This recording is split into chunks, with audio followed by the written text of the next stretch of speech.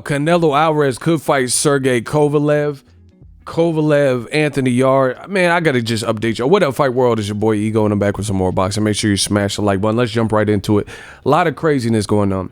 Now, shout out to Mike Coppinger. He spoke with Bob Arum and some very interesting things. Make sure you subscribe to his site that he's working with, The Athletic. It's a subscription base, but it gives you your boxing needs and whatnot.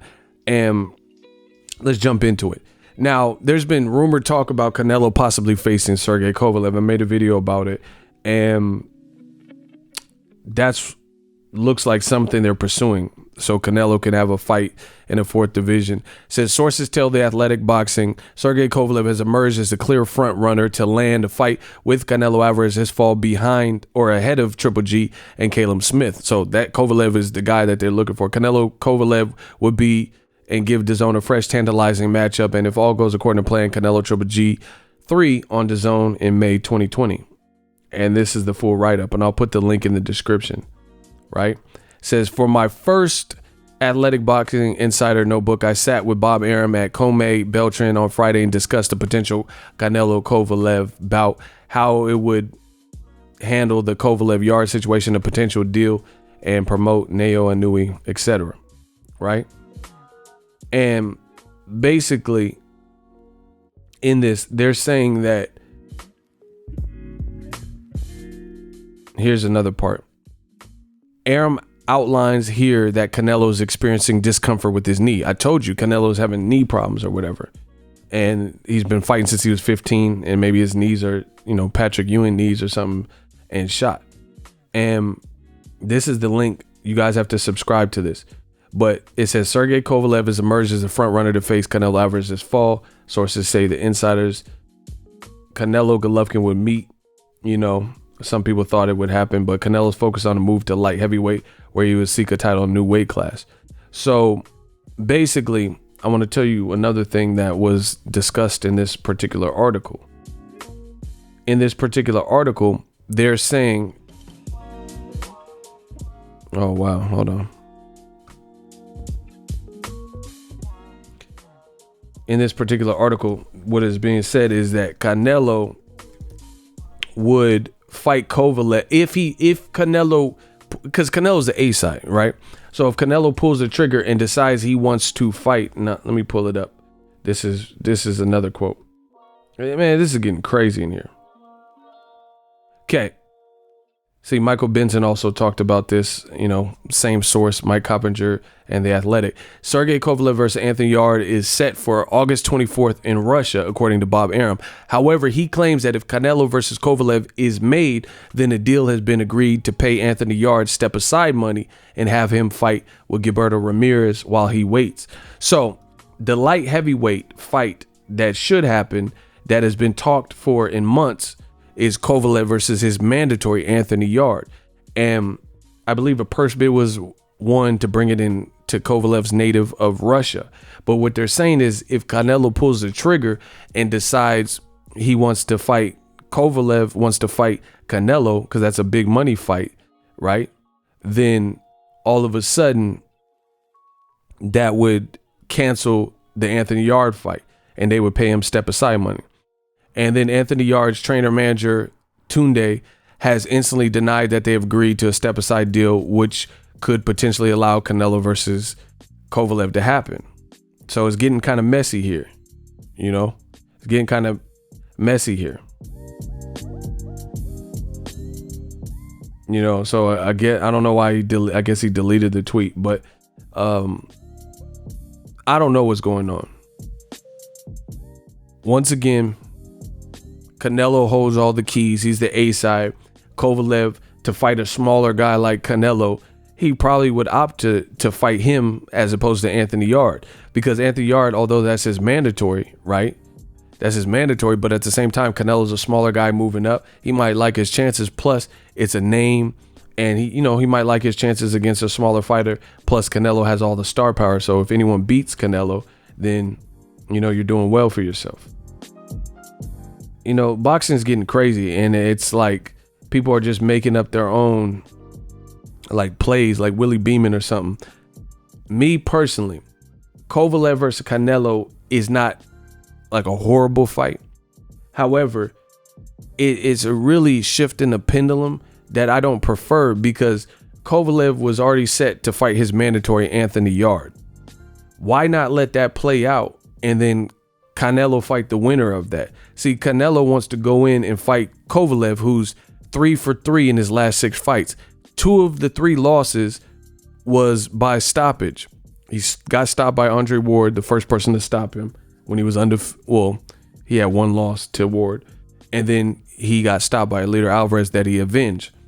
So to me, I don't like that. I would rather see Kovalev fight Anthony Yarde, and then if anything, see Canelo fight the winner. But they probably like their chances against Kovalev style, Eastern European, good boxer. They're gonna go off with the fact that it's a weight class jump, and try to build Canelo up like, oh shit, if he's capable of beating Kovalev at a weight class, obviously we're gonna give him some credit. But to me, stylistically, if Canelo can deal with the power and get past the jab and get on the inside of Kovalev doesn't have an inside game, and Andre Ward showed you that in 2 fights, and he's been stopped 2 times. So to me, this is just a way to kind of skip out on the more dangerous fights that are already made in the division for Canelo's styles make fight. That's showing me that, like, we know the vulnerabilities that Sergey Kovalev has. I'm not saying it's an easy fight, but we've seen the crusher get crushed before. We haven't seen Jamal Charlo get crushed, right? See, look, and Kovalev's already talking about it too. I don't know. I don't like all this like man-made shit. Like I said, Kovalev versus Canelo, it's a unique fight because of the weight class jump. But why go against the guy who's 3 for 3 in his last fights, been stopped twice, as opposed to Caleb Smith at 68, who's a champion, never been stopped, and destroy Hassan Ndam, and you're all on DAZN. That's an Eddie Hearn fight.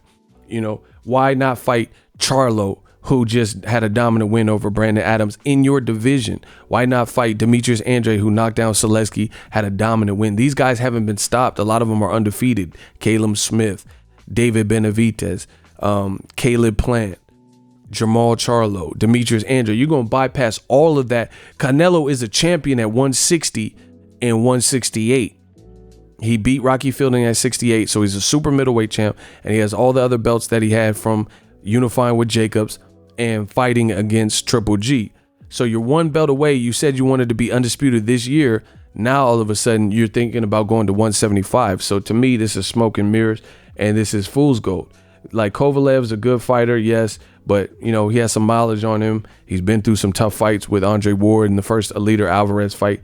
And to me, I think they think Canelo fares well. They would rather fight a bigger fighter in Kovalev because of the style he has and the appearance of, oh shit, Canelo spars with light heavyweights, Shabransky, who Kovalev beat.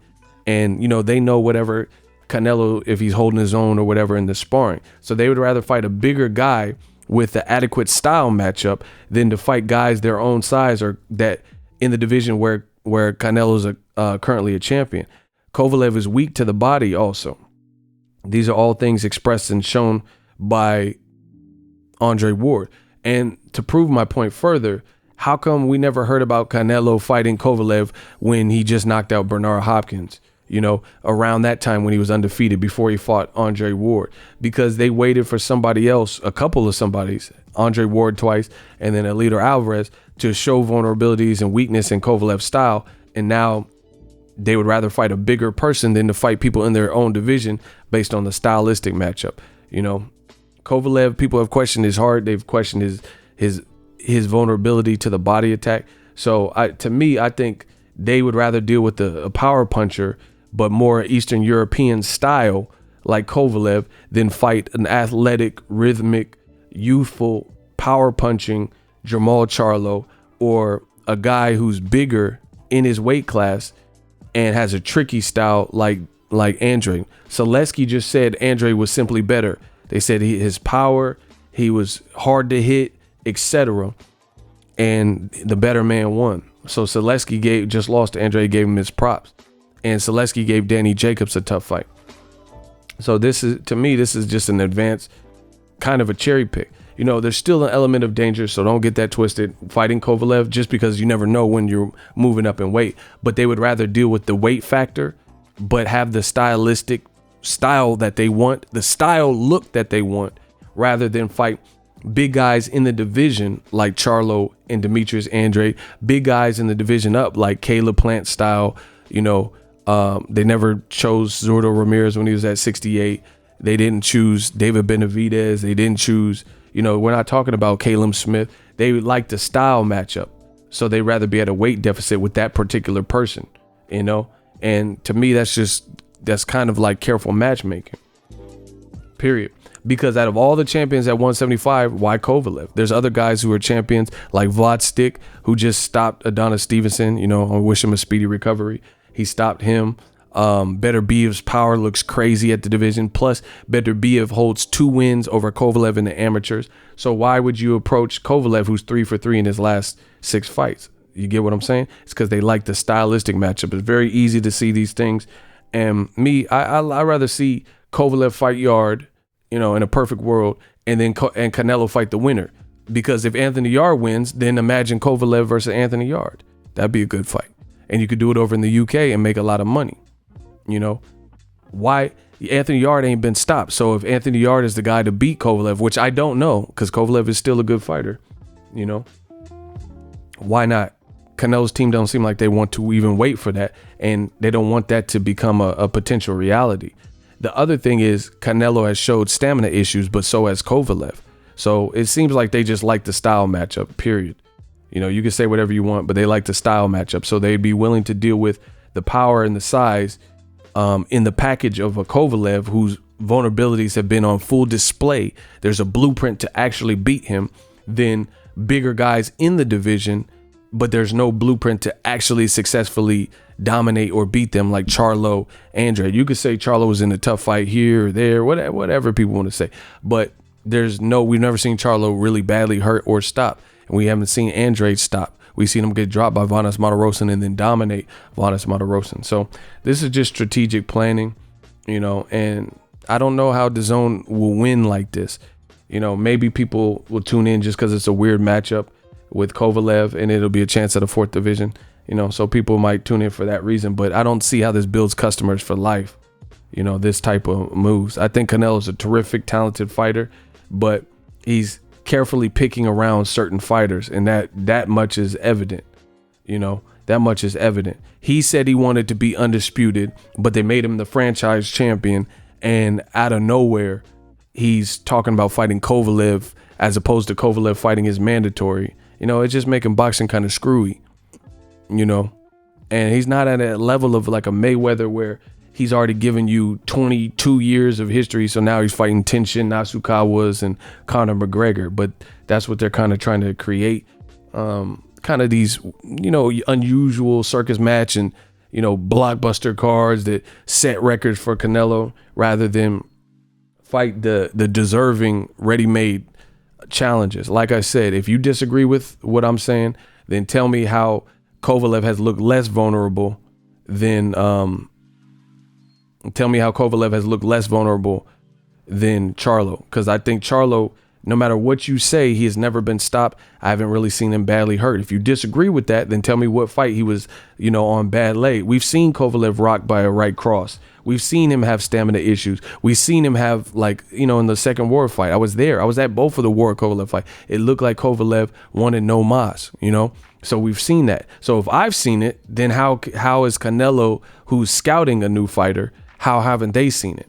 You know, I've seen Kovalev's vulnerability to the body. I've seen Kovalev go through these trials and tribulations and wars, you know, and this is what they do constantly to black fighters, where they complain about Jamal Charlo's resume and Andre's resume, but then they make matches like this or talk about making matches like this over Charlo getting the opportunity, over Andre getting the opportunity. So they're always relegated. So I think Canelo's team is smart. They know Canelo's strengths and weaknesses, especially if he's having knee issues, and they like the Kovalev matchup much more than they like guys, even though they're smaller And even if they don't hit as hard as Kovalev at 175, they like the package deal of Kovalev's style and his strengths. They're willing to deal with his strengths because they know enough of his vulnerabilities and shortcomings. Versus Charlo, his strengths have outweighed and outshined his shortcomings because he's undefeated and getting through all his fights. Same thing with Andre, same thing with Caleb Plant, same thing with Caleb Smith, same thing with Gilberto Zordo Ramirez, Beterbiev, etc. So, you know, that's what this is. They're trying to create this, but you know, the true Mexican warriors of the sport, they just had to fight whoever they had to fight. Like Juan Manuel Marquez had to fight tough fights with Pacquiao, who's highly regarded, instant legend when he retires, right? He had to fight Marco Antonio Barrera. Eric Morales had to fight Barrera. You know, they had to fight these tough fights to get respect in the game. You know, Eric Morales fought Danny Garcia twice and Maidana. That's why he's revered as a legend. Not just setting records by, you know, picking who they want to pick and giving the appearance that, you know, I'm moving up in weight, so that's all that matters. Styles make fights. So still an element of danger with the Kovalev just because of the size differential, and Kovalev can box, but he's also shown a lot more vulnerabilities than other guys at 160, 168, than 175. And that's why I think this is Canelo's hot runner's pursuit, him and his team. Let me know what you guys think. We working. So if you enjoyed this video and want more content like this on the channel, you can show your appreciation by going to the PayPal donate button or the YouTube support button, and you can donate any amount that you feel is equivalent to the value of this video. Much more to come. Thank you guys for your support. Boxing Ego, the future of boxing.